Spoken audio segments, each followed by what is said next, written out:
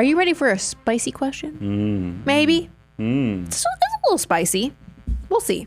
It says, what's the point of saving 25% for retirement to replace all of our income when expenses will likely decrease from the already self-imposed scarcity of pre-retirement spending? So what's the point? Why save 25%? Especially if I think my expenses are going to decrease in the future. Yeah, man, can I let you have the analytical and I do the emotional part at the beginning? Yes, you can. What was the name? Seth. Seth, I want to tell you a little story.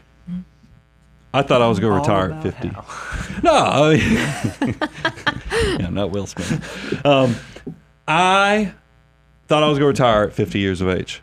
So when I was in my early 20s, I started saving and investing like I was going to retire when I was in my 50. When I hit 50, I'm soon to cross the threshold of 50. I am no closer to retirement than the man in the moon. There's a chance I might be doing this on the day that they roll me out on the gurney, because I just love this. I absolutely love it. But I'll tell you what, if you can save and invest that 25% as early as you possibly can, Seth, you get to live life on your terms. You own your time sooner, and you get to have choices and options. Right now, when you're young and you're starting out or whatever, even if you're in the messy middle, you feel like you don't own your time. You feel like you have to go work for the man to get your money, and it's a tough situation. So if I can get you to do a little bit more earlier so that you then do things on your terms, you work because you want to work, that's a very powerful thing. It's a very flexible thing. Now, what's crazy for me is the things that I spend money on typically even come back. Like when I make a crazy investment on us doing this studio so you guys get a better version, more of you show up. You know, it's the coolest thing. I'd rather have the flex in the system, the margin to where I get to do things on my terms than to be so tight and scarce with resources that I have to do it on somebody else's terms. That's what we're trying to do for you, Seth, is give you the margin to live your best life. Now, we take a lot of flack on this when we do fire content, right? We've done a lot of fire content on there. People are like, oh my gosh, why are you talking about income replacement? We should talk about expenses. You are correct.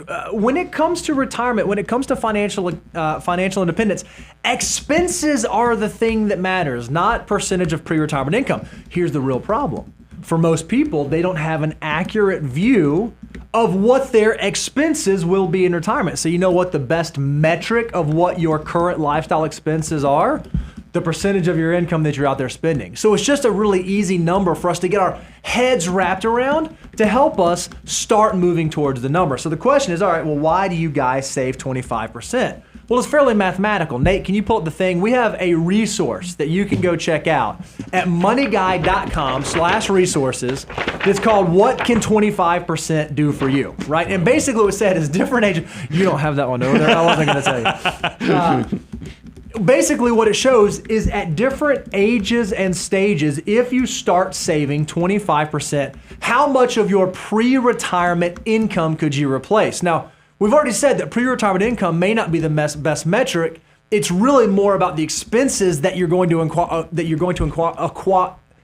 the expenses that you will have in retirement. Well, what 25% allows you to do is get closer and closer to that stage where you actually know what your retirement expenses are going to be.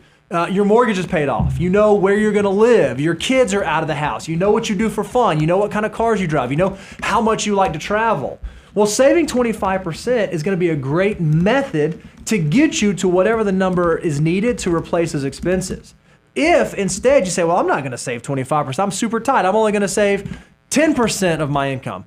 Well, that extra 15% is going somewhere. You're doing something with it, and I'm arguing you're likely going to be spending those dollars. So that's what the point of 25% is. We actually want to set you up for a realistic retirement financial independence scenario, because, Brian, we see this all the time. Someone says, hey, I'm retiring at 65. We're like, awesome, cool, what have you been doing?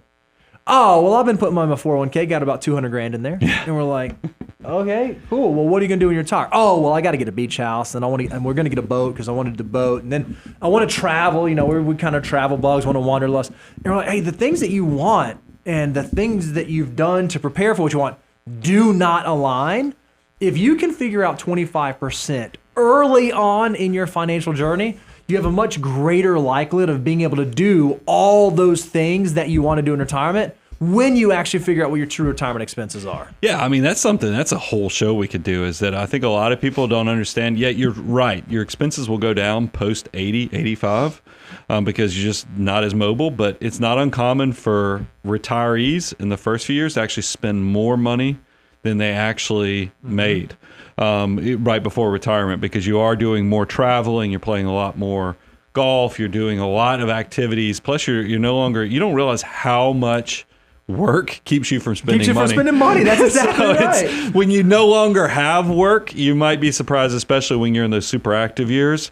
You might need more of those resources than you realize. So I'd rather you, once again, be fat on having money underneath you than being super lean and, staring at your significant other going, man, if we just saved a little bit more, like those guys said, maybe we could be doing more stuff. We'd have a lot more fun out here instead of doing this super lean, retirement that we're doing. Yeah.